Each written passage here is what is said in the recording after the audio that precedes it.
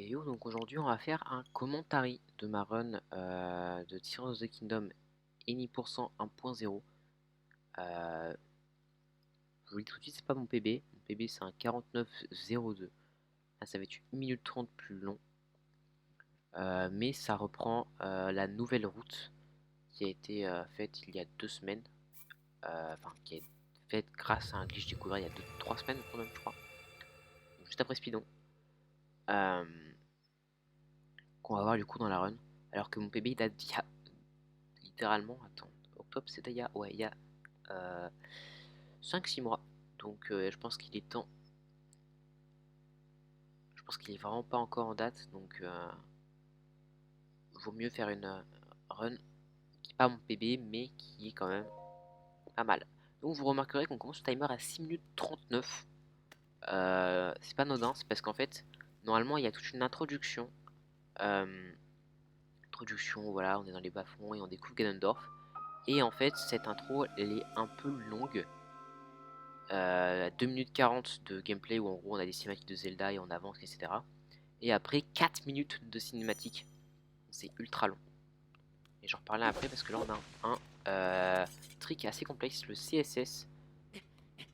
Donc normalement là on arrive spawn juste après l'intro et on aurait dû passer par la porte qui est juste là qu'on voit normalement, voilà, tout droit. Et en fait là avec un saut très précis qu'on vient de faire. Donc ça c'est first try, c'est assez cool. Ça s'appelle le CSS Cockship Tip. Et bien on passe simplement ici. Et si on va ici, c'est pour une raison. Donc les chemins maintenant pour aller au sanctuaire qui se trouve à droite, qui sera le dernier qu'on fera, mais qui n'est pas encore activé donc on peut pas le faire. C'est pour aller chercher un coffre de planeur au sommet de cette colline, de cette île du coup. Et en fait les planeurs c'est hyper important tout au long de la run. C'est pour ça qu'on va en chercher dès le début. Donc du coup si je reprends l'introduction du coup, littéralement c'était tout droit, il n'y avait rien à faire, etc. Donc il a été voté qu'on pouvait skip l'intro, donc avoir une save juste après ce qu'on a fait, donc avec 6 minutes 39 de timer déjà fait. Et littéralement une semaine après a été découvert l'intro clip, donc c'est pour save 1 minute sur les 2 minutes 40 de gameplay. Donc en gros on esquive toutes les cinématiques de Zelda en passant hors des limites du jeu, sauf que c'est très dur à faire, donc je ne le fais pas. Peut-être que je le ferai pendant les vacances et j'apprendrai à le faire pour le Paris Fan Festival, mais pour l'instant je ne le fais pas. Donc à voir si du coup je le ferai. Et on a sauté du coup dans le vide pour simplement activer la cinématique de début comme normalement. Donc globalement c'est comme si on avait suivi le chemin normal, sauf qu'on a tout simplement cherché des planeurs pendant ce temps-là. Et donc voilà le titre et tout.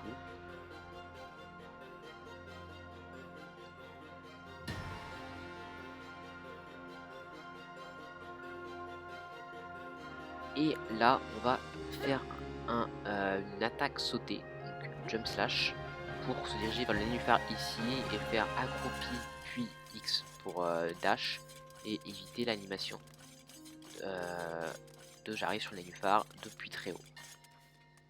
Et là on se dirige vers le golem qu'on voit juste là-bas qui va nous donner la tablette proie. La tablette proie, c'est obligatoire, donc on va la récupérer. Il y a pas mal d'objets obligatoires qu'on va récupérer mais qui servent pas à grand chose. La tablette proie, elle sert, honnêtement elle sert. Je veux dire, je n'ai pas de tablette proie. On aurait un gros truc à faire, d'ailleurs je l'ai fait, c'est... On verra plus tard, mais oui, globalement on a un truc à faire assez long et assez dur. En gros, faut revoler jusqu'à l'île de départ où on était, parce que normalement on doit s'y téléporter pour aller au sanctuaire qu'on a vu tout à l'heure. Et en fait, sans s'y téléporter, on est obligé de faire un glitch qui nous fait gagner de la hauteur à l'infini pour aller directement sur l'île. Voilà, j'ai fini de baratiner et on a fini les dialogues et normalement on va se diriger vers le temple du temps. Normal. Sauf que la façon normale de le faire, ce serait d'activer ce terminal qui nous fera un pont pour qu'on aille dans l'eau et qu'on aille après à pied au temple du temps. Tout ça, c'est très long. ce qu'on va faire, c'est déposer une wing comme ça, donc un planeur, et aller directement au temple du temps. Là, j'ai un peu raté, donc c'est 30 secondes de perdu. Grosso modo, c'est pas très compliqué. Bon, disons que je le rate un peu souvent ce temps-ci, mais normalement, c'est pas non plus très compliqué à faire. Il suffit d'avoir le bon truc et après, c'est bon. Du coup, je le refais, et à partir de là, on va pas toucher le sol. Parce que voilà, on fait un challenge Floris Lava. Non, c'est faux. C'est pas le but de faire un Floris Lava, malheureusement. C'est tout simplement plus rapide. Donc là, on duplique des planeurs parce qu'on en aura bien besoin juste après. Et tout au long de la run, finalement. Parce que 3, c'est clairement pas assez au vu de ce qu'on va faire juste là. Voilà. Donc là, normalement, on est censé aller. Donc, je sais pas si vous voyez le point vert tout au bout. Donc là, ça déclenche une cinématique. Et en fait, ce qu'on va faire avant, c'est tuer ce golem en le percutant avec le planeur. Tout simplement parce qu'il va nous donner un bouclier et une épée rouillée. Et du coup, en fait, c'est un peu le stuff de base qui est utile. Et après, ici, on va pas toucher le sol. Donc, c'est pour ça qu'on va placer des planeurs. Et en fait, les planeurs, c'est pas considéré comme du sol. Du coup, on peut vraiment être dessus, mais par contre, pas toucher le gravier. Si on touche le sol, c'est mort, c'est foutu. Faut reload. Donc là, on active la cinématique. Et c'est hyper important parce que ça nous permet d'activer tous les sanctuaires. Tous les sanctuaires seront activés à partir de maintenant. Et du coup, en fait, si on touche pas le sol, c'est pour une seule raison. C'est que quand on void out, donc comme ça, quand on tourne dans le vide, etc., ça nous fait respawn au dernier endroit où on a touché le sol. Et au dernier endroit où on a touché le sol, bah c'est littéralement au golem de la tête proie, c'est-à-dire ici. Et d'ici, on peut aller beaucoup plus vite au sanctuaire qui est tout en haut, là, qu'on a vu en entrevue. C'est tout simplement beaucoup plus rapide. Donc on y va en planeur encore. Cette fois, j'ai pas raté celui-là. Voilà, c'est littéralement beaucoup plus rapide. C'est pour ça qu'on le fait. C'est pas parce que c'est fun de faire du Floris Lava. Voilà, et là, on va faire un peu de à pied. Donc, ce que je fais pour aller plus vite, c'est du throw sprinting. C'est pas hyper rapide, ça fait gagner même pas une seconde sur toute la run, je crois. Je pourrais ne pas le faire, ça changerait pas grand chose. Et je récupère des bombes, des fleurs bombes, donc je récupère 5. Elles vont être très utiles. Et aussi au sommet de cette grotte, cette grotte elle sert aussi à stuffer. Donc il y a 5 bombes qu'on va récupérer, normalement il y en a 6 mais on en récupère que 5. Et il y a un bouclier avec un lance-flamme dessus. Voilà, c'est Heroes of the Kingdom, hein, faut pas vous inquiéter. Et après, on se dirige directement au sanctuaire. Et en fait, on est dans une zone de froid, sauf qu'en fait, on n'y reste pas assez longtemps pour mourir. Parce qu'en fait, on prend un demi-cœur de dégâts tous les 10 secondes et une frame. Mais en fait, on n'y reste même pas 60 secondes, enfin même pas 40 secondes. Donc, techniquement, on a perdu un dégât en tombant dans le vide au temple du temps, qui fait exprès. On a perdu un demi-cœur avant d'entrer dans la grotte. Et après, la grotte il fait pas froid dedans, donc on est tranquille. Et ici, normalement, on perd un cœur ou un demi-cœur si on est assez rapide avant d'entrer dans le sanctuaire. Donc voilà, donc on est dans le sanctuaire et celui-ci c'est le tout premier, c'est celui d'infiltration. Voilà, c'est les 4 pouvoirs qui vont nous être donnés pendant les 4 sanctuaires. Donc infiltration, à quoi ça sert? Bah, ça sert à passer à travers les plafonds, littéralement. La cinématique nous donne le pouvoir et tout.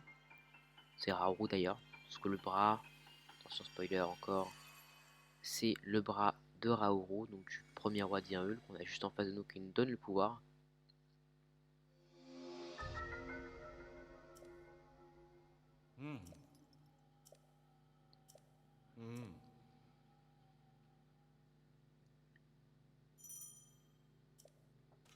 Donc voilà, donc là on prend le contrôle de Link, et le sanctuaire est assez cyclique. Mais globalement le cycle est facile à voir. Là j'ai eu assez chaud avec le cycle parce que j'ai fait un peu de la merde, littéralement. Mais ça arrive littéralement jamais. Là le golem, on lui laisse nous tirer dessus une fois pour récupérer sa flèche du coup, sur notre bouclier. Et on récupère son arc, parce que les arcs on va en avoir besoin aussi pour plus tard. Et on coupe les lianes ici pour simplement continuer le sanctuaire. Bon voilà, je perds du temps bêtement à essayer de couper cette liane, parce que je suis dessus donc ça ne coupe pas. Ça m'est jamais arrivé avant, hein. C'est assez tordu quand même. Et pour c'est cyclique à cause de cette plateforme-ci. Donc voilà, du coup j'ai eu le cycle de pas loin.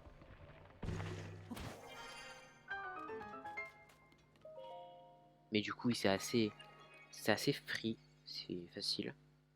Et du coup là on a 50 secondes de cinématique de fin de sanctuaire. C'est la seule fois où on aura autant de temps. Après, les prochaines on pourra les skip, les passer.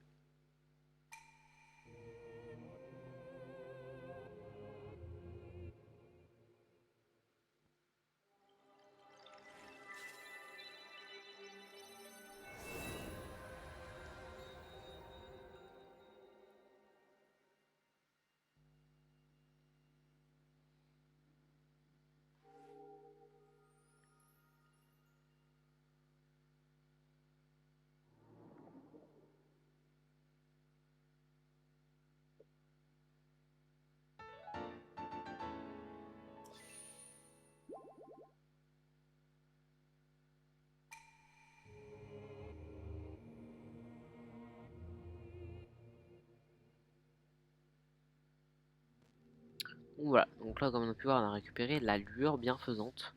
Il y en a une dans tous les sanctuaires. Et on en a besoin de 4 pour 4 sanctuaires. Pour partir du GSI. Donc GSI c'est l'île céleste du prélude. C'est en anglais, c'est un diminutif anglais qui veut dire Great Sky Island. Donc, en gros c'est tout le tuto qu'on est en train de faire avec 4 sanctuaires. C'est toutes ces îles qu'on voit là à perte de vue. Et là, ça va être assez controversé, on va utiliser des amiibo. Des amiibo c'est des figurines payantes de Nintendo. Donc forcément il y a des catégories amiibo et no amiibo. Avec échec on fera plutôt du amiibo. Parce que lui du coup a une run amiibo. C'est plus rapide d'une trentaine de secondes à peu près sur les deux jeux. Là j'utilise pour essayer de récupérer un rubis ou un topaz qui va être utile pour la fin. Parce que normalement en no amiibo on devrait récupérer un rubis dans une grotte normalement qui est pile en face de nous mais qu'on voit pas. Voilà, donc là j'ai eu un topaz. C'est aléatoire. Donc à tout moment je ne l'ai pas et je dois reload parce que j'ai utilisé tous mes amiibo. Et ici on va faire un early battery. Donc c'est un... Donc, en gros on jette un planeur en bas et juste en dessous il y a un golem qui nous donne la batterie. Et du coup en jetant un planeur au bon endroit on peut l'activer. Et il nous donne la batterie comme ça. Voilà. C'est comme la tablette Pro A, elle est pas hyper utile mais il faut comme la récupérer. Donc, si tu la récupères pas avant le sanctuaire d'amalgame qu'on va aller, qui est juste en face de nous, on va avoir une cutscene de 30 secondes à la fin de ce sanctuaire pour la récupérer. Donc c'est super long 30 secondes, donc on préfère le faire ici. Là j'ai dupliqué des bombes et tout, c'est pas nécessaire, c'est mieux. Et en fait du coup la grotte c'est à gauche, tout à gauche, et en fait c'est... on fait un détour par la gauche pour le No Amiibo. On fait un peu de chemin à pied. C'est pour ça que c'est plus rapide de récupérer un rubis par un amiibo. Ou le topaz. Rubis au topaz. Parce que dans la grotte, il y a un minerai qui nous donne 100% de chance d'avoir un rubis. Donc là on arrive au deuxième sanctuaire, celui d'amalgame. Amalgame, c'est un pouvoir qui nous permet de fusionner n'importe quel objet à une arme, c'est-à-dire épée, arc, ou non pas arc, flèche du coup, ou bouclier.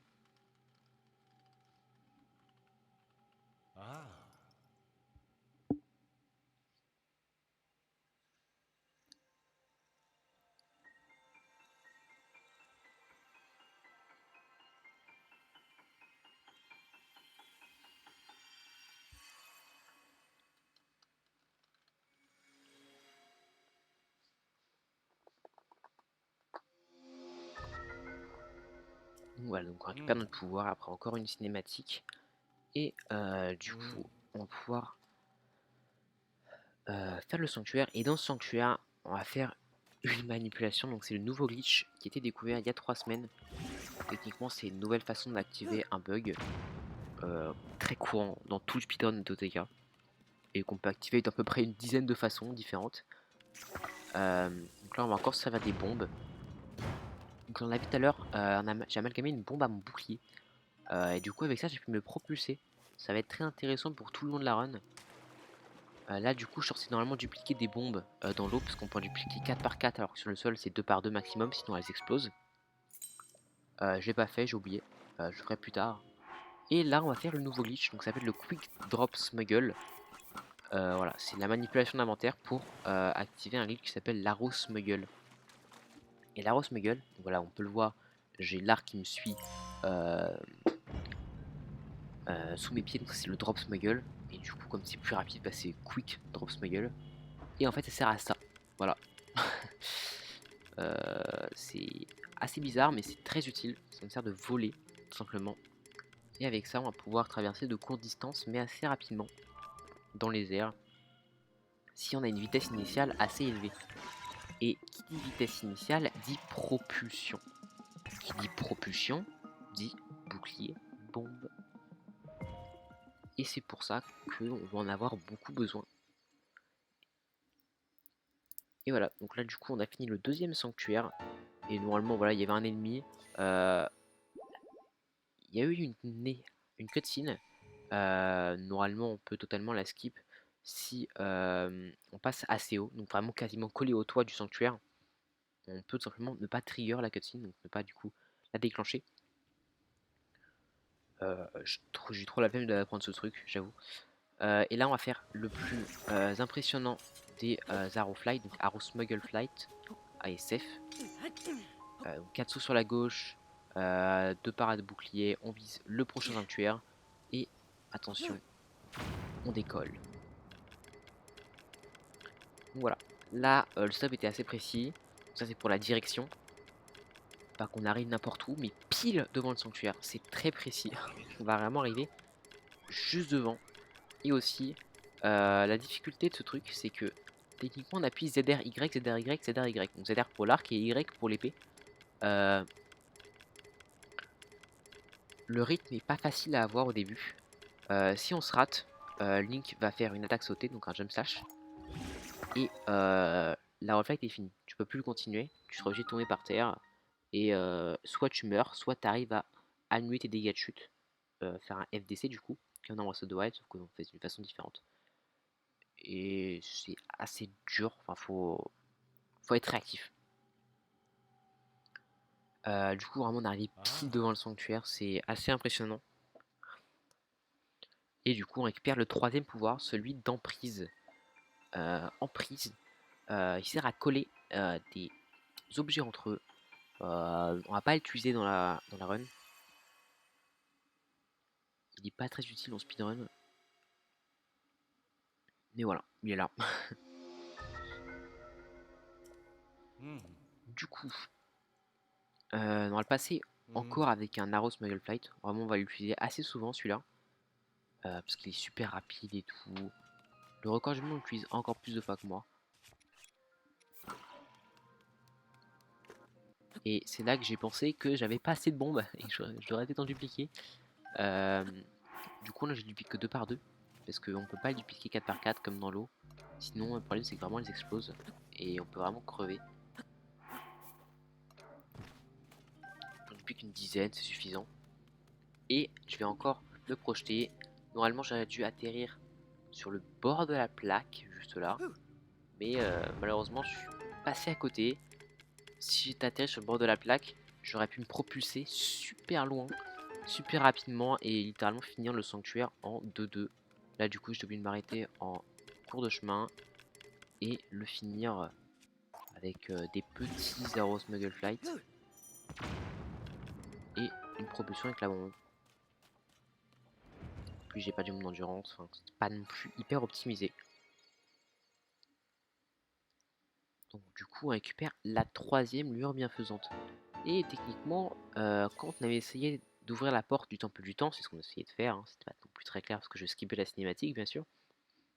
Raoult nous avait activé tous les sanctuaires et nous avait dit que on aurait pu récupérer des pouvoirs pour pouvoir ouvrir cette fameuse porte. Et du coup, maintenant qu'on a récupéré les 3 pouvoirs, bah, on va pouvoir justement activer cette porte. Et du coup, c'est ce qu'on va faire. C'est pour ça qu'on finit par le sanctuaire d'emprise, parce que c'est littéralement le plus proche. Mais dans le jeu, on nous incite à faire celui-ci en premier, parce que c'est le plus proche, donc c'est celui qui nous demande le moins de trajet à faire. Et normalement, dans l'ordre qu'on est censé faire, que le jeu nous dit, c'est emprise, amalgame et ensuite infiltration. Là, on a vraiment fait dans le sens inverse, parce que infiltration, c'est celui qui est le plus haut en altitude. Et du coup, comme il est haut, et ben, il nous permet d'accéder à toute une zone facilement avec un seul planeur.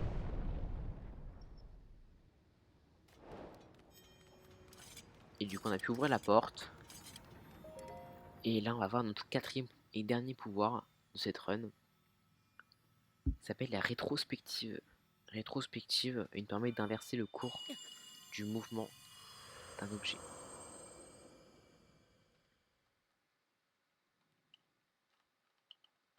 On va l'utiliser, mais pas pour ça en fait.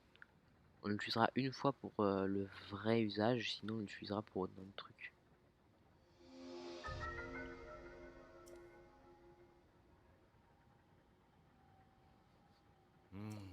Voilà, donc là vraiment un peu de dialogue.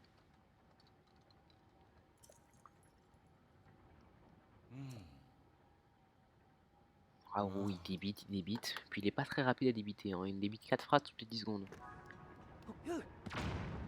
Et du coup, encore un bon shield jump pour arriver tout au sommet. Et là, encore une porte. Celle-ci nous demande des cœurs. On demande d'avoir 4 cœurs parce qu'elle nous draine notre énergie. Et le problème, c'est que nous, là, on a 3 cœurs. Donc avec nos 3 pauvres cœurs, on va pas y arriver. C'est pour ça qu'on annule totalement, directement. On abandonne, littéralement. Parce qu'on sait que c'est pas possible. Et Raouro nous explique que oui, elle nous draine notre énergie et qu'il y a besoin de 4 cœurs. Et que pour ça, il faut que tu aies 4 cœurs bienfaisantes pour avoir un autre cœur. Et que tu parles à la déesse. Et du coup, bah, qui dit 4 cœurs bienfaisantes dit 4 sanctuaires. Et donc le dernier, il se trouve au début. C'est celui qu'on a vu au tout début. Et voilà. Et du coup, on va s'y téléporter. Et c'est pour ça que la tablette proie est assez indispensable. Parce que sinon, on aurait dû aller tout en haut sur l'île, qui est littéralement à plus de 500 mètres d'altitude plus haut que le sanctuaire le plus haut placé des îles. Genre, infiltration qui est super haut, bah, il est littéralement 500 mètres plus bas que cette île. Et en fait, normalement, on aurait dû faire un Arrow Smuggle Flight jusque tout en haut. C'est littéralement ce que je fais en Runeless Plus, qui est une quête totalement absurde et que je suis le seul à faire parce que voilà. Elle n'est pas non plus hyper intelligente à faire. Et du coup, on arrive au quatrième sanctuaire, celui de rétrospective justement.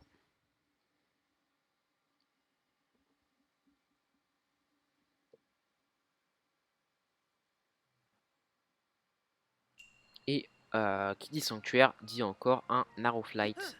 Là, j'essaie d'un setup, en fait, c'est pas vraiment précis. Donc là, c'est pas non plus hyper rapide parce que j'ai rebondi sur un sol plat. Il y a quand même un peu de propulsion, donc ça va. C'est pas non plus hyper rapide. Je skim un peu toute cette partie de radeau. Où normalement, je dois faire le cours inverse pour qu'il remonte la cascade. Et ici, on va utiliser rétrospective pour son usage habituel. Voilà, juste là pour coller les aiguilles entre eux, on peut dire ça comme ça. Et finir le sanctuaire. Là, j'essaie d'amalgamer une bombe, mais j'ai pas réussi, mais c'est pas grave. Je perds une bombe, j'en ai largement assez. Et on finit le dernier sanctuaire. Et on va pouvoir enfin se barrer du tuto. La run dure 50 minutes, mais il y a littéralement 30 minutes sur le tuto. Parce que la run, du coup, c'est tuto, boss final. Voilà, c'est assez radical, il n'y a pas de entre-deux.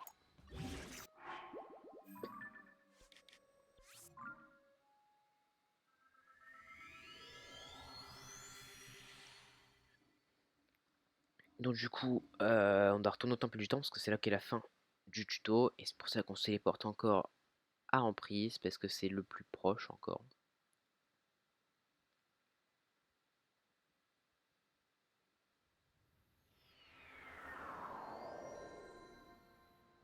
Et là, on va refaire le même stop que tout à l'heure, que je vous ai pas vraiment expliqué, mais en gros, c'est encore un arrow flight assez précis pour aller au temple du temps.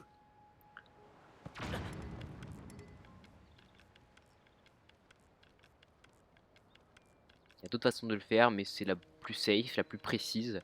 Parce que l'autre, on peut atterrir vraiment à des endroits aléatoires.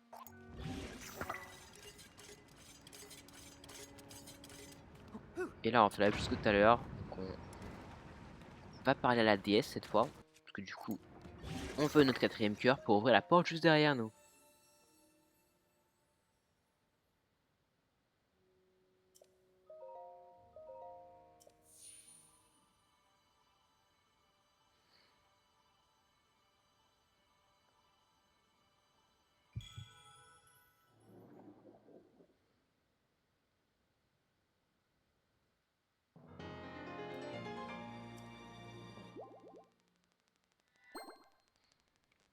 Donc voilà, quatrième cœur. Et maintenant, la porte ne nous résistera pas. Parce qu'on est fort.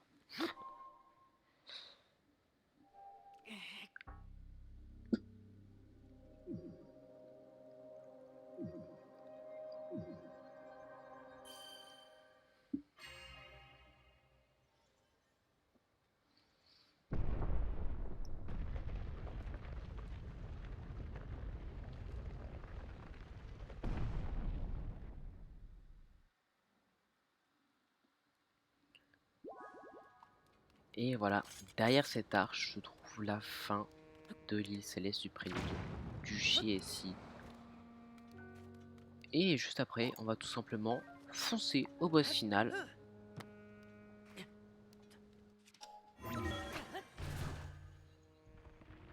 Je se dire, mais ta préparation, tu l'as fait quand? La préparation, on va se la faire sur le chemin. Voilà, littéralement, c'est sur le chemin et pendant les combats. Donc là, c'est fini en 33 minutes et 20 secondes. Ce qui est... ça va. C'est pas bon, c'est pas trop mal. On se dirige vers le château en planeur, parce que c'est notre moyen de naviguer sur de longues distances. Parce qu'on n'a pas la paravoile. Parce que la paravoile, normalement, on va la chercher au fort de Guet, juste après, là. On voit normalement à notre gauche, donc en haut à gauche de l'écran, en haut, un peu à gauche de l'écran. Mais c'est très long, c'est 8 minutes de cinématique, dialogue, etc. Donc en fait, on va pas le faire. Parce qu'on peut tout simplement faire la fin sans la paravoile.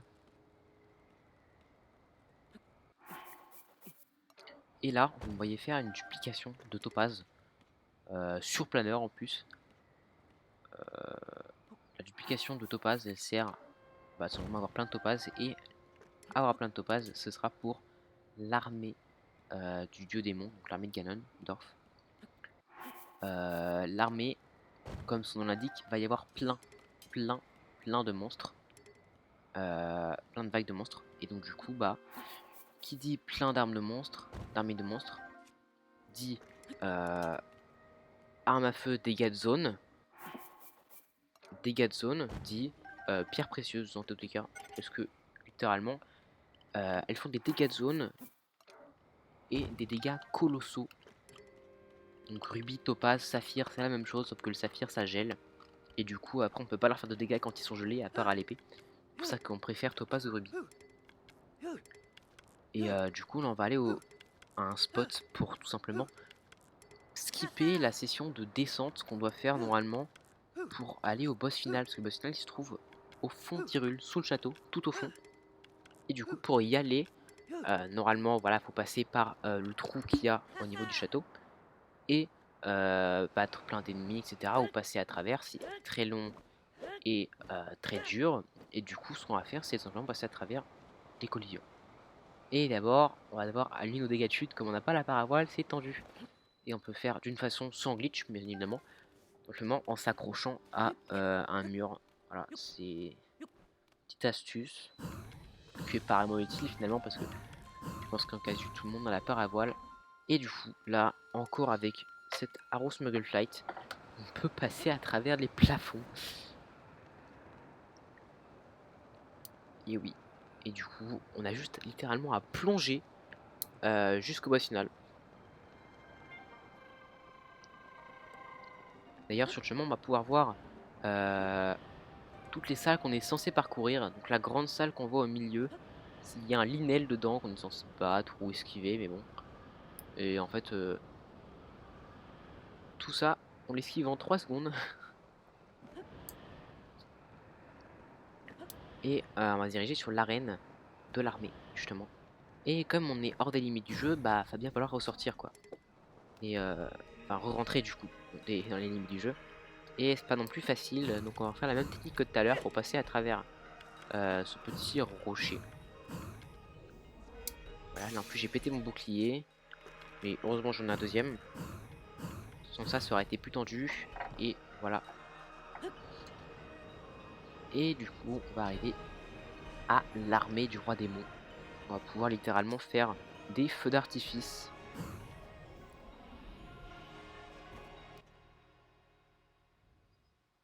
Donc voilà. Donc là il y a 4 vagues. D'abord, la vague des Bokoblins, qui est la plus grosse et la plus longue techniquement.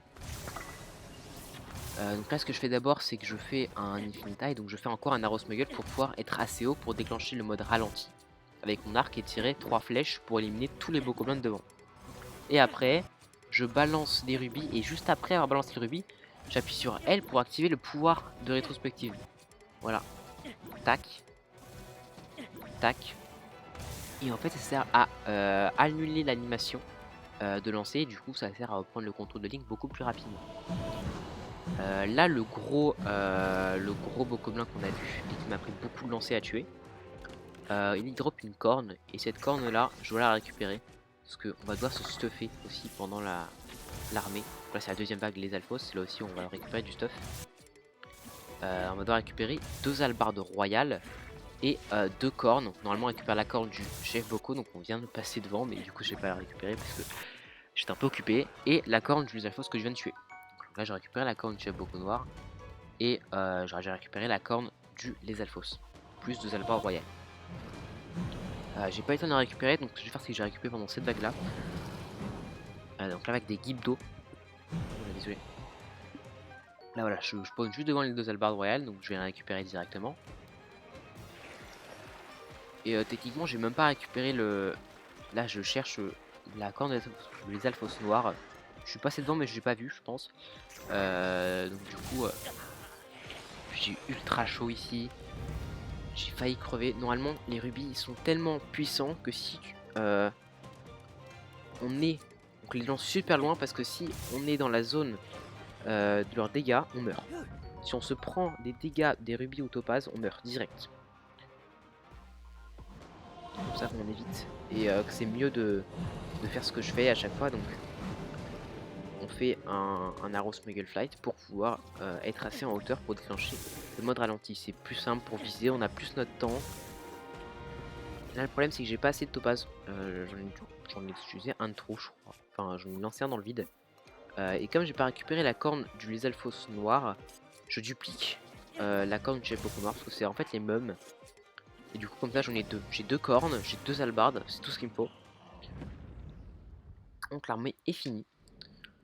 Elle était pas très rapide honnêtement. On peut faire beaucoup mieux. Et du coup là on est censé combattre des boss. Parce que quand on n'a pas fait des donjons du jeu, il y en a 6 techniquement, qui sont considérés comme des donjons par le jeu avec des boss. On est censé faire les 6 boss d'affilée ici.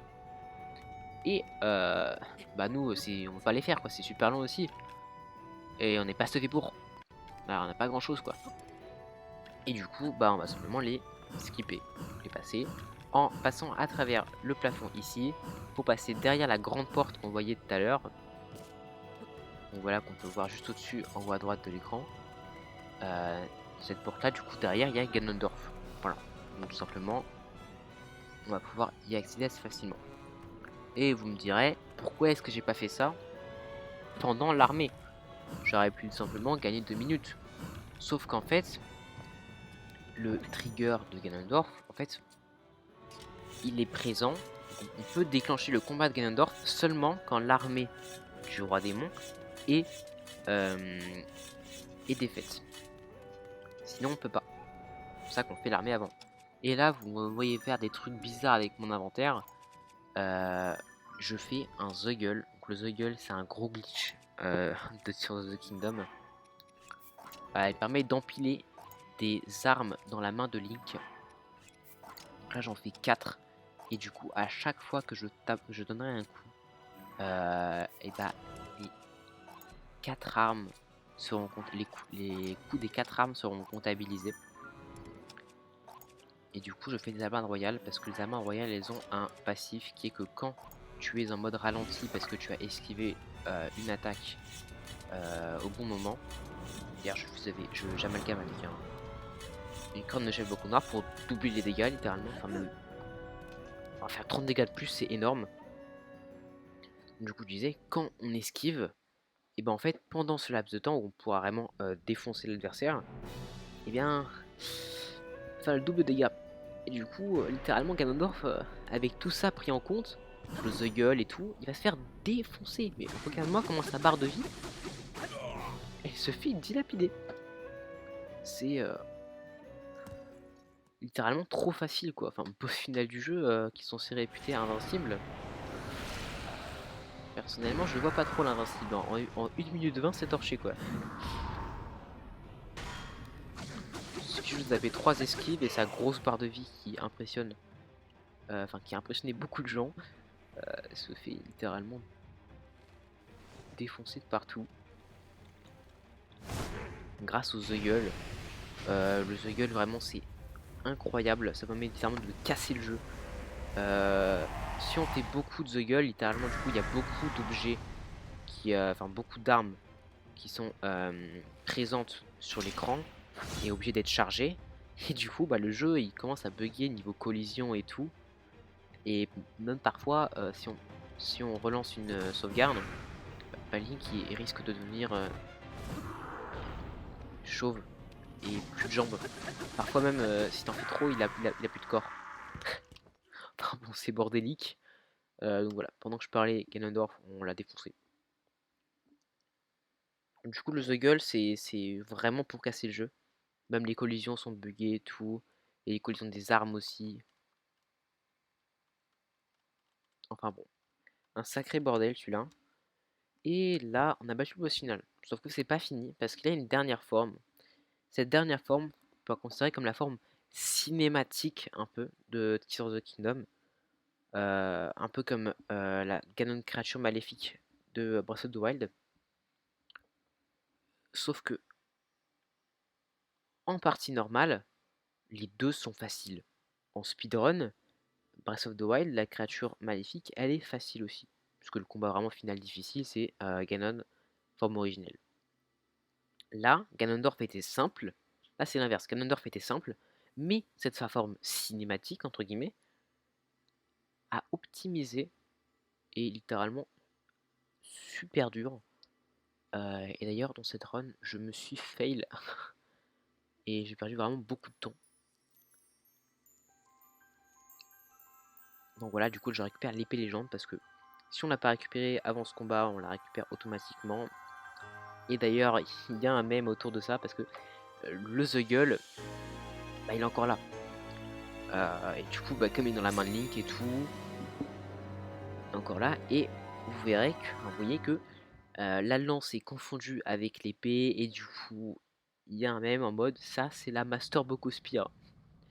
Voilà, c'est juste comme ça. Et la Master Boko Spear, ça veut dire lance Boko de légende. Et du coup, on récupère tout ça. Enfin voilà. Cinématique, 2 minutes de cinématique quand même. Et voilà notre véritable ennemi. Donc la forme dragon de Ganondorf. Et là du coup on va partir sur la partie la plus dure. Donc la façon la plus dure de faire le dragon mais le plus rapide, le 2 cycles. Parce qu'il a 4 points faibles. Et ces 4 points faibles ce sont ces yeux là qu'on voit là. Espèce de boule. Et en fait si on fait des placements assez précis et tout, on peut faire 2 cycles. J'expliquerai ce que c'est un cycle tout à l'heure, mais en gros là on va détruire 4 yeux. Donc, on a détruit un premier et on est propulsé et on pose un planeur. On va directement se diriger vers le deuxième œil. Donc, la première partie est assez bien réalisée. Le problème c'est qu'elle n'était pas assez rapide. Là techniquement c'est le 2 cycle. Sauf que j'ai pas été assez rapide. Donc, voilà, je peux atterrir directement dessus. J'ai perdu un peu du temps sur le premier œil. Et donc là du coup on a fait un cycle. Le cycle c'est quand le dragon se met à bouger. Là le dragon, on voit il est en train de bouger et il est invulnérable. Et normalement si j'avais été bon, Zelda m'aurait récupéré et m'aurait laissé tomber au-dessus du 3e point faible.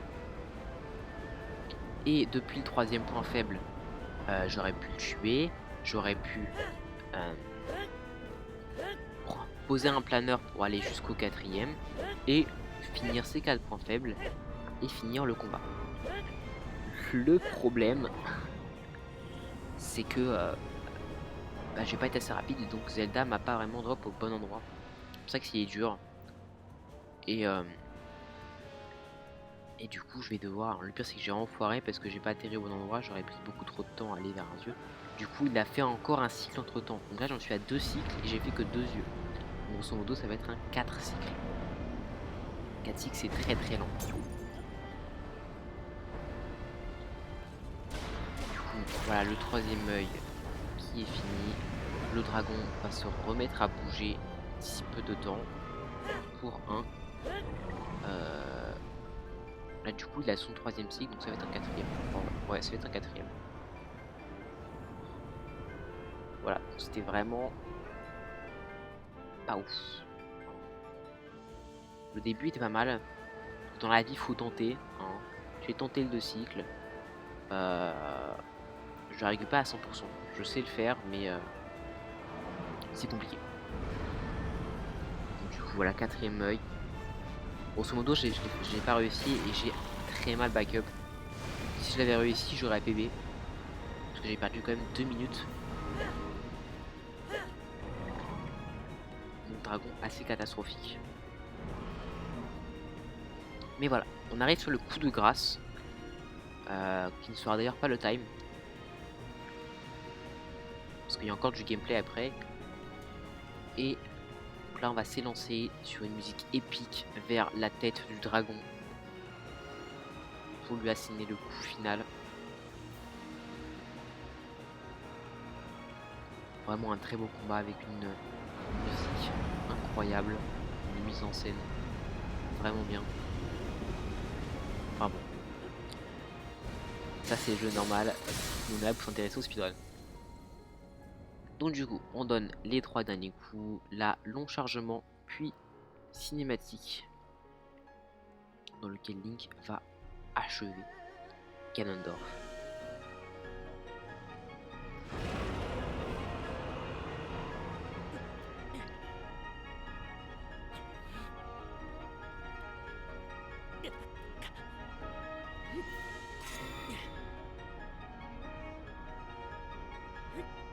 Et coup de grâce.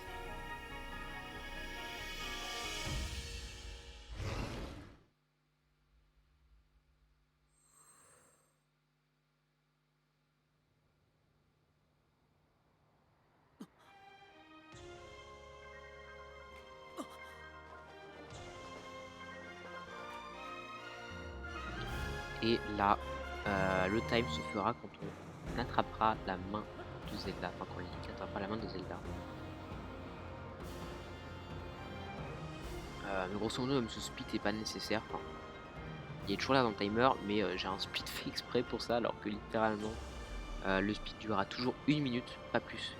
Entre le coup de grâce et attraper la main de Zelda, c'est toujours 1 minute. Pas plus, pas moins. Et du coup, le time arrive. Et top là. Voilà, c'était Tears of the Kingdom en version 1.0.0, donc la toute première. Parce que bien entendu la dernière est plus longue.